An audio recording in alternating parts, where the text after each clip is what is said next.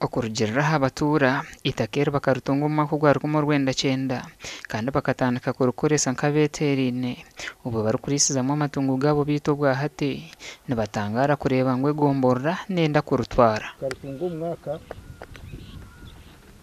gwa 19 ngo ryatongozwa kugira ngo urube kikumiro kuko kurugenyuma yamara imyaka nka 20 no kurenga zikumwirampa kurukoze Twesigye Geoffrey uri umwe abatura nagira ngo hashemerire kubaho kwikirizana hagati y'egomborra n'abatura kurebe ko bakubasa koresa itaka ryakakono kurungi kumanya ati government n'abataka kiyambe kiniki yoga naninga umureka kataka kakono kagume kajya kabataka kabayambe rero babone uko bazo mu government bakwaturwa mwe bari munongo cha seru zahamuruka mpaka parliament nikwiteka gukora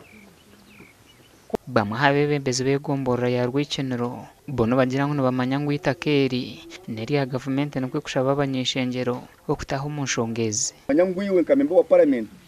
ubundi wacu rwaninga nikibasa ubundi kutukorera otherwise tine kintu kikwasa kongeraho iteka ryitakanira gamba iteka ryitakanira ko wako wabere wamazire myaka 12 yitaka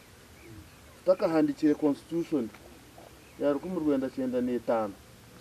itakabire bonka wamazire myaka 12